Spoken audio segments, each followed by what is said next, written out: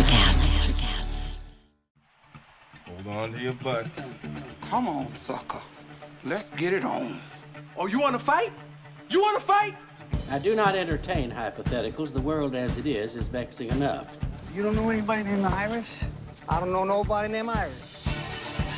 Can I have a piece of toast? I don't give a damn what you think you are entitled to. We are changing the course of history as we see it. That is what Western demands. How could you do this to me? Really, I want to know. Why did you do that? What you feel only matters to you. Step back for 1 minute and look at the big picture. And that's all? No, not for the real fire. We offer you a bond, a family that very few can understand. Help me. Help you. And don't do drugs. Or whatever movies with Wesley and Iris. What up, and welcome to Or Whatever Movies. I am your co-host, Iris, and I am here with my older brother, Wesley. Today we are discussing a new movie, released Christmas Day 2020, available on VOD, News of the World. Who is like super stoked for News of the World? Mom and Dad? Were they excited about it? Yeah, I think Mom said, quote, damn good. Damn good. Because what I saw was, dude reads the news. Dude finds a girl. Dude protects girl. Dude adopts girl. Yeah, I mean, this movie is not going to be remembered for its storyline. No. Did you ever have any doubt of how this movie was going to end from the first frame? Well, the first frame was Tom Hanks putting on a shirt, which Yep. wasn't particularly inspiring. Nope, but we did get to see the scars he bears from the Civil War. Tom Hanks is not a verbose one. He doesn't talk about his traumas and personal experiences, very much like his other captain in Saving Private Ryan, very private and reserved. But we saw, the gunshot wounds and shaky-handed. Yes, he went through the horrors of war, but he didn't explain the fact that he got shot up or anything. That seems pretty serious.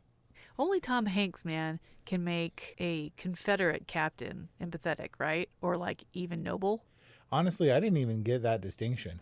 Was he Confederate? Oh, I guess he's in the South. Yep. There was nothing about this movie to me that was Paul Greengrassy. I mean, there were gunfights and all that stuff, but there were still like, bam, run and hide. Throw a rock to distract the dude. Bam, and the dude falls over. He's fighting with birdshot. I mean, did he not have problems before he encountered Johanna? Because he's like, I can't take you with me, even though he had no problems before, as evidenced by the fact that he only had a shotgun basically for looks and filled with birdshot. No, he was head down, war-burdened, itinerant newsman who went from town to town and minded his own business. But yeah, Johanna came with her own set of problems, and she also turned him into a bit of a rabble-rouser, which brought on other problems. Yeah, it seemed unnecessary, knowing that she is his charge and that he's trying to stir up as little trouble as possible to defy the dude in Erath or whatever. Like, why wouldn't you just go along with Top Hat Man when you know you're in a compromised position? Wasn't that also the town where he's like, we're in a strange place with a strange name. Why don't you go off and play or whatever? And he had no idea where she was. She was collecting dimes for the firefight later on. Especially after these mercenary, like, would-be pimps try and buy her. Right? And she's like, I don't know, girls play. Maybe this was just like, girl, gotta go play. Girl gotta go to her relatives. Girl gotta do farming. That's what her life is. Except not. Girl got to get tied to the stake. At least not burned. And it's like, okay, obviously, one of the dangers with a young girl is that everybody wants to rape her and everybody's going to be a creeper, right? And then they go from that to this weird dictatorship town in Erath where you got the mean guy overseeing the town, and it's just this hive of scum and villainy. All the fake news and the social and civil unrest. Yeah. And I was like, it feels like this movie is going through progressive circles of hell.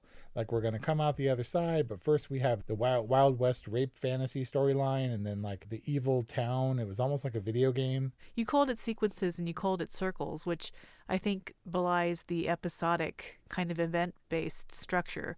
This is like the modern-day adult version of Natty Gann, where you've got itinerant people going on a mission and just like getting hit up left and right the whole way. Like, this is just a sequence of bad events. That's what it should be called. Bad events on the road. Western. Sequence of bad events. And yet none of them were really noteworthy, because after the 2 circles of hell that were Erath and trying to get away from the would-be rapists, they kind of settled where he was going to end up and where he went and visited his wife's grave, and they kind of came to terms with he came to terms with the fact that she wasn't going to be okay. She would be better off, despite his misgivings, if he goes and gets her back. Well, she would be better off, but also he would be better off. I mean, this only works when it goes both ways, right? They needed each other the entire time. I guess. But did they really need each other? Because for a while it was pretty Midnight Sky, and he was like, okay, so do some stuff or whatever. And then she disappears in the sandstorm, and he's like, Johanna! And I was like, here come the wolves. And it wasn't the wolves, it was the Indians. Well, as far as reluctant caretakers go, Tom Hanks was kind of a big softie. Yeah, it was a beard movie. He warmed up. He warmed up pretty quickly, and it was pretty clear that he needed her. And certainly when he dropped her off, you're like, all right, well, he kind of has no purpose in life now. So when he went to go back and finish up business or tie up loose ends about his wife and stuff, like, that's when everything became super inevitable and predictable. Like, he had no other meaning in life other than to go back to Johanna. And you think that the kid was just trouble because you think all kids in movies are just trouble. Well, I mean, no, what you do is make the kid damn near a mute, like you did in Midnight Sky, or you make it so she doesn't speak English. And she's like, ha, blah, blah, blah, blah, blah, in Kiowa. And then you're like, okay, whatever, we'll figure it out later. So they did away with the annoying kid problem by just having her not speak English? Maybe. And she was a professional actress. It's not like they found her out in the West scrabbling in the dirt and like, want to be in a movie with Tom Hanks. Even though, get this, she's like 11 years old, having been an actress since she was like 5 or 6.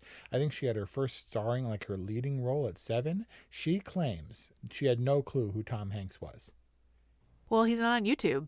Yeah, I guess. But Tom Hanks said that he is a man who is kind of broken by his past and going from place to place, and he lives a transitory lifestyle and finds comfort in the barmaid lady or whatever.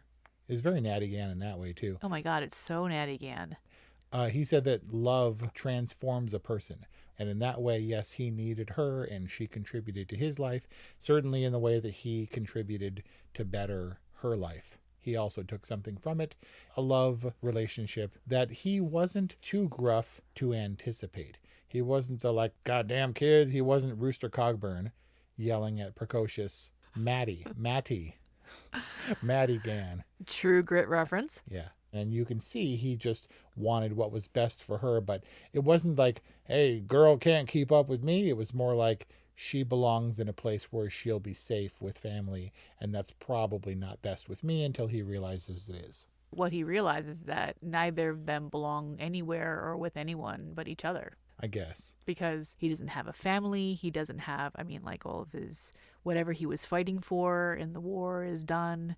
He doesn't have his printing business. She doesn't have a Kiowa family. She doesn't have a German family. They're basically rootless, right? And and a life on the road together is where they belong.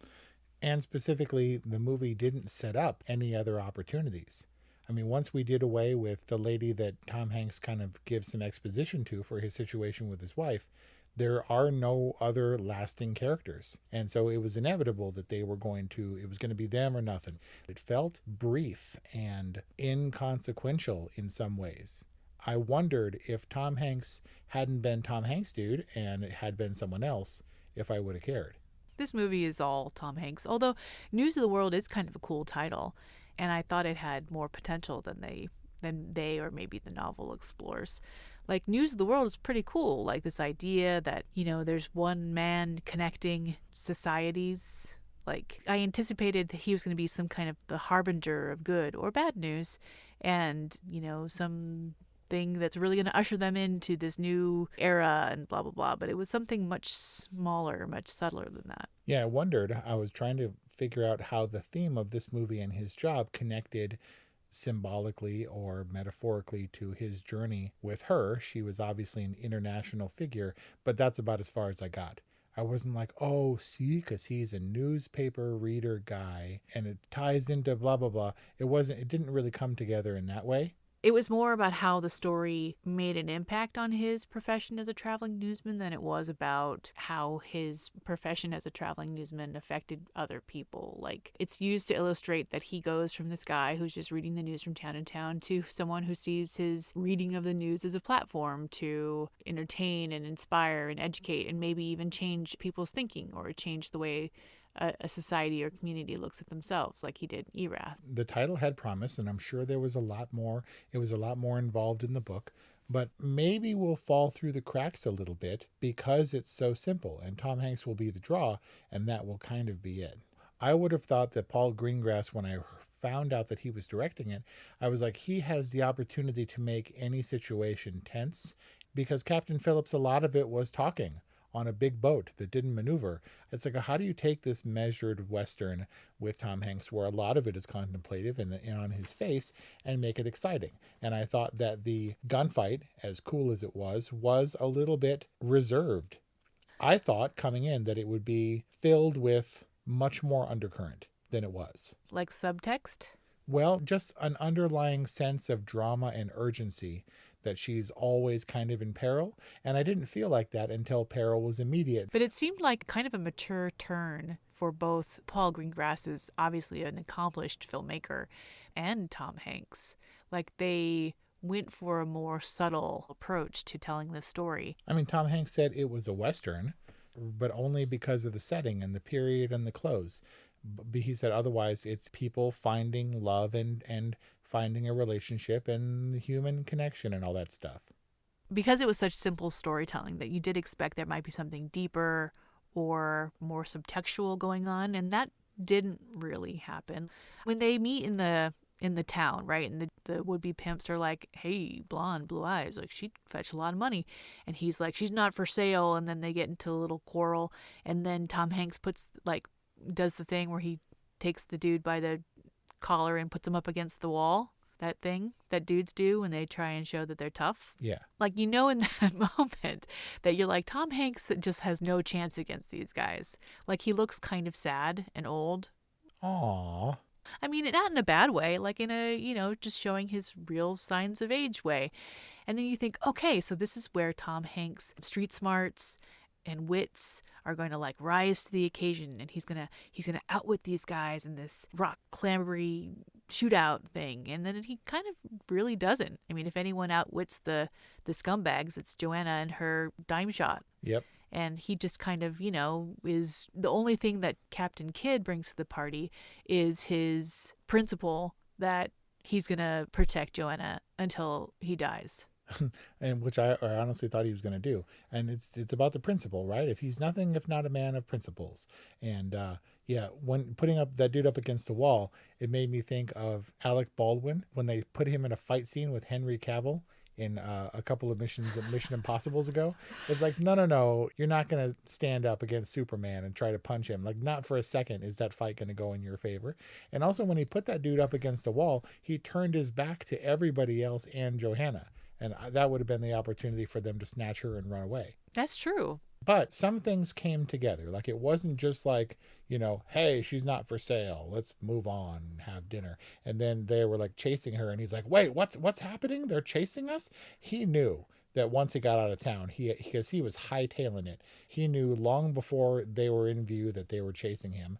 And additionally, they tied thematically some things together. It was like in Bruges, where the coins in the pocket come in handy later, and they set that up for a very deliberate reason. It seemed fortuitous that he would have a bucket full of dimes to go with his birdshot shotgun. With the perfect caliber. And the little girl with the Kyo knowledge. Right, exactly. All that tied together. And I was like, that's cool. They did a cool thing with the use of the dimes, and it made a lot of sense because it's basically as effective as full, like, buckshot. It was also used, spoiler, in Young Guns 2. So I knew exactly what was happening, and I was like, that's genius. And it was cool that, because I was like, he's making his living a dime at a time? Okay, but it came in handy because it saved his life.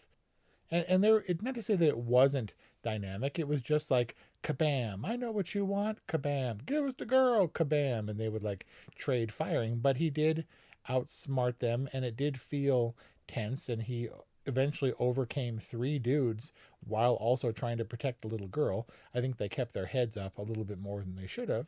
But it wasn't a, okay, guys, I'm Paul Greengrass, and we're going to meticulously choreograph this fight. And no, you got to keep your head down, and bullets should be whizzing at all times. It was just kind of not lazy, but it was slower than some gunfights. The Western genre kind of only survives on it being pushed forward, like you like to talk about Pixar animation, if it's pushed forward in some way, right? Like, does this advance the Western genre? I don't think it does. I don't even think. That fight certainly didn't. There have been lots of slow Westerns where kind of nothing really happens. Life is hard, but finding a really great podcast makes the days go by so much easier. Hi, my name is Blue Telusma. I'm a writer, an emotional intelligence coach, and the host of Humanize with Blue Telusma, a podcast where we believe that when you humanize everyone in the room, a great conversation is almost guaranteed.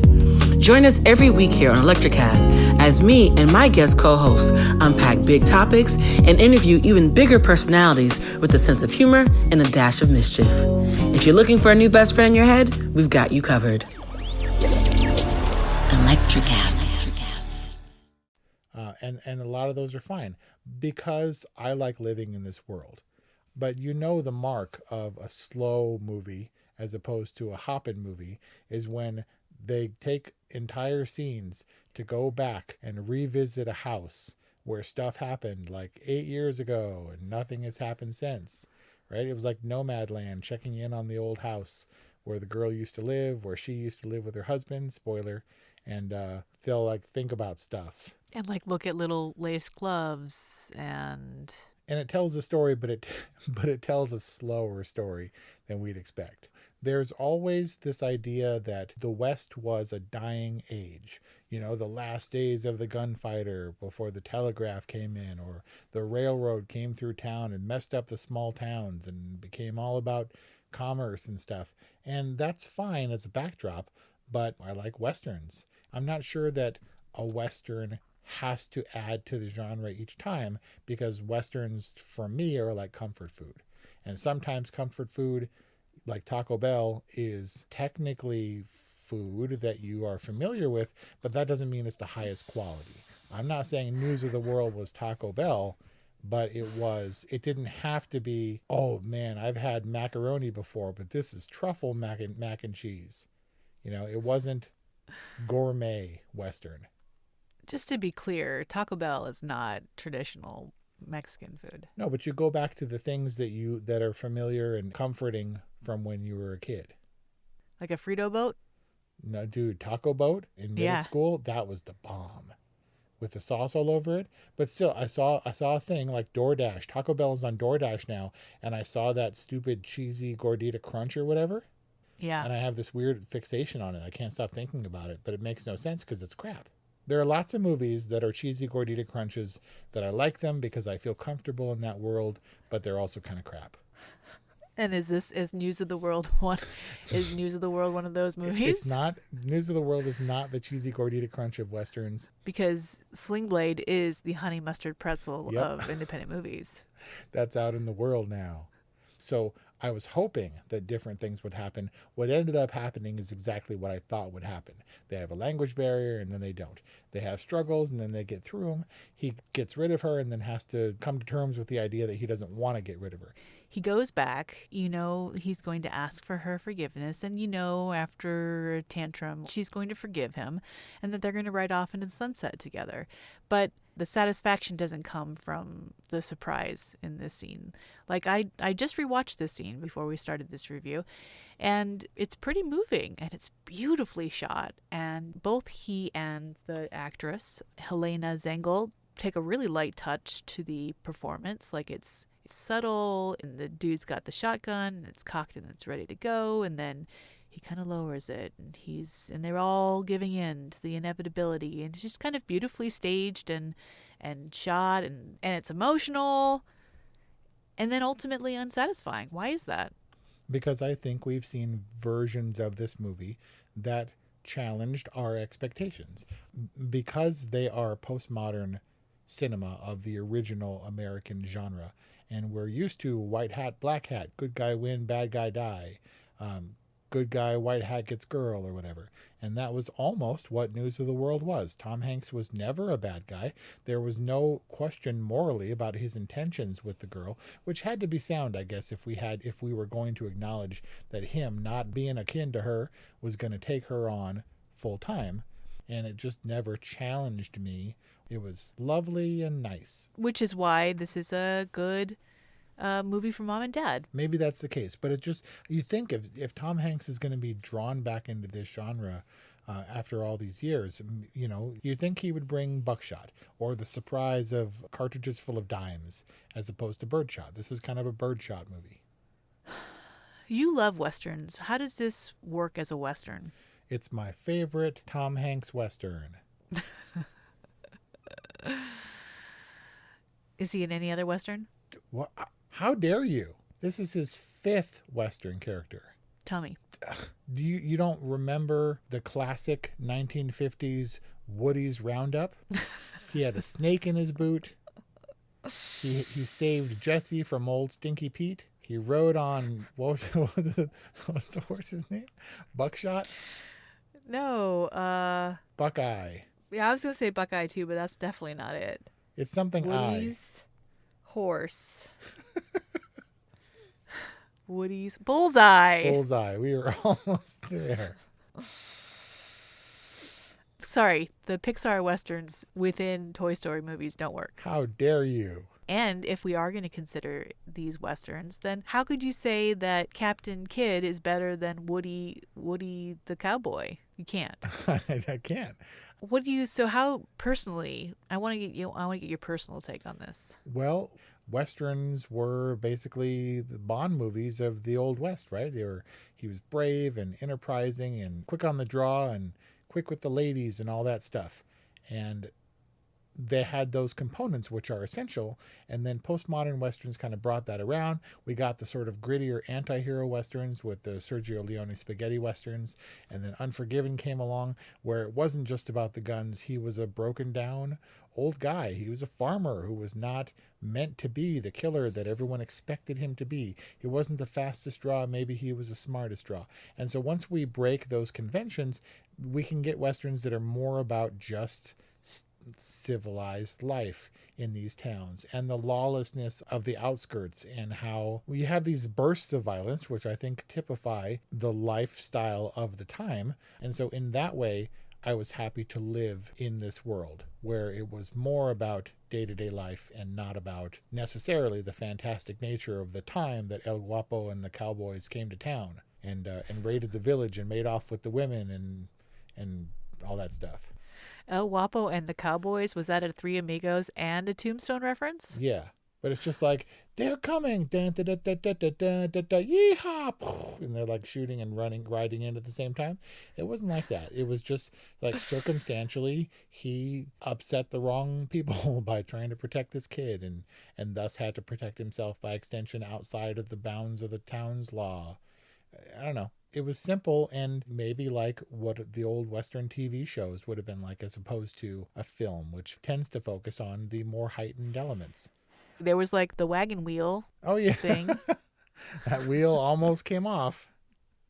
Well, no, they did. They jumped. They had to jump off the thing. Then they had to jump, yeah. And then there was didn't they have an animal encounter? You have to have an animal encounter or a stream crossing or something. These are the conventions that these types of Westerns live by. It was just, what obstacle are we going to face next so that we can make this a feature film until he gets to Castroville? So check it. How about this? I've talked about country music and how popular country music is not my jam at all. But there's a thing with musicians from around the world where they have this fascination with country music. The Beatles were kind of country at time. The Rolling Stones, the Beatles and the Rolling Stones and stuff, they focused a lot on blues. Led Zeppelin was a lot about the blues, and they revered these musicians of different types that were quintessentially American music styles. And so everyone loves the Westerns, right? And Paul Greengrass, being a not American dude, being a British dude, maybe sees this as a romantic genre that he really, really likes and emulates it in a way that's not the American Western way, because it's got a decided spin or a different flavor, a slightly different flavor than the Westerns that we've come to expect. It did have an interesting international flavor. To focus on immigrants in the Wild West, that's kind of a new take. Right. It has been done before, but not I mean, she was the stand-in for the noble savage type, right? Where she was wild, but also certainly not above the idea that she would be, a wonderful person that he would take on and try to protect. She deserved his care, even if she was quote unquote wild and taken back from the savages who had taken her. I mean, we examined that trope in Dances with Wolves. It was an amalgamation, I think, of a British filmmaker's view of Westerns. And I love this from this one, and I love that from this one, and this is what a Western should be. And it becomes an amalgamation that's not altogether memorable, but has its own little comforting flavor that I didn't mind. I minded no parts of News of the World. I wasn't like, oh man, that they shouldn't have gone in that direction, but the one they did was entirely unsurprising. There's some really beautiful cinematography, pretty epic score, like some nice set decorating. It's kind of a shame that the craft of this filmmaking kind of can't be appreciated because it's not really utilized in service of the story. I don't think anybody could say this movie was bad. If anything, maybe our perspective is such that we're so familiar with almost every element of this story from another movie that it becomes a little bit boring. And maybe this is Paloma's first Western. She will love Westerns. I mean, I thought it was a well-executed film to spec, to Western spec. Yeah, well, I think what we keep coming at is it was so good. Why wasn't it better? Yeah. I was watching the behind-the-scenes stuff, and I saw the dude with the beard and the hat, and I was like, who's that dude?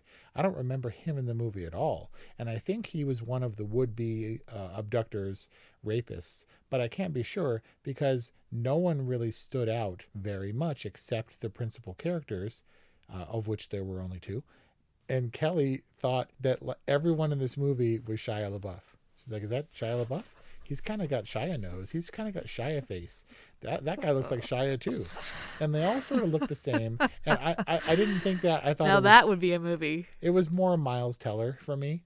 It was just kind of a generally bland looking face obscured by a hat and a beard. And I think that's fitting for this movie in the larger picture, and that all the pieces were in place and everybody kind of and the whole movie was kind of Shia LaBeouf, but wasn't. I kind of really want to see that movie, actually. Yeah? Where just like Shia LaBeouf's entire family and everyone related to him takes over this Western landscape, and people are like all being John Malkovich and stumbling through it, being like, what's happening? Everybody looks like this dude. Yeah, I mean, have you done that? The psychological thriller Western? No. We've got horror Westerns, like vampire Westerns. All right, well, the time has come, Wes. Was it good enough? Is the question. Dun, dun, dun. It was the Shia LaBeouf of Westerns, who can be, I don't know. What is your rating? Nothing I didn't like about News of the World. I guess unless I could be from the privileged position of saying, I needed something more. I wanted it to really shake things up. And I know that that's been a downfall for other movies where, look, if you're going to have this deficiency, if it's not going to be well acted or directed, then it has to contribute something lasting to movies. But I think the opposite is true here. I think it was well made, well directed, well acted. Everything was in place. Didn't necessarily have to push things forward to be enjoyable, but didn't make it the standout totally rating. Definitely an all right movie for me. It would have been neato to have a little more frosting on this cake, but cake is delicious. The weirdest analogies in this movie review. I have to say that I enjoyed Sonic the Hedgehog a little bit more than I enjoyed News of the World, because at least Sonic the Hedgehog was charming. Wow. Didn't I give Sonic a nope? Maybe. And I gave it a good because it officially marked me as an old lady. And News of the World is reviving my youth, and I'm saying I demand better and I demand more, and I'm not going to be placated by this movie. What are you about to do? You know what? I'm just saying Tom Hanks only gets so many passes because Greyhound was Tom Hanks, dude.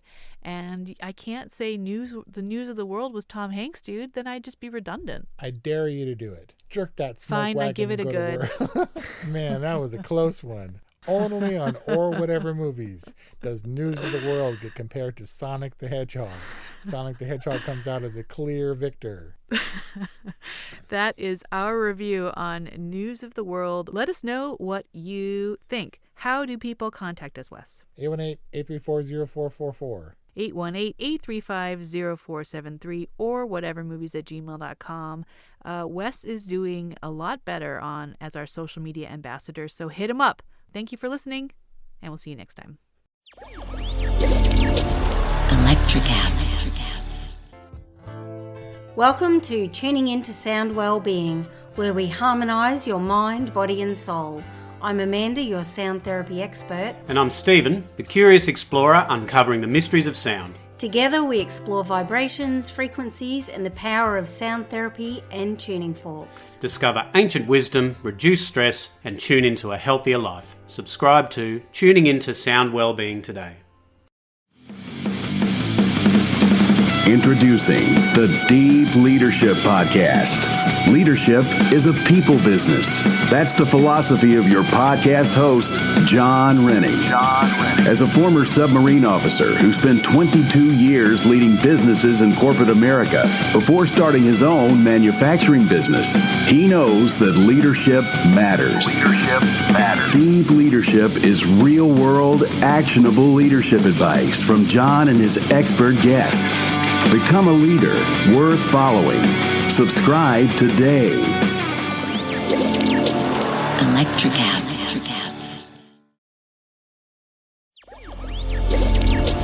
Electricast.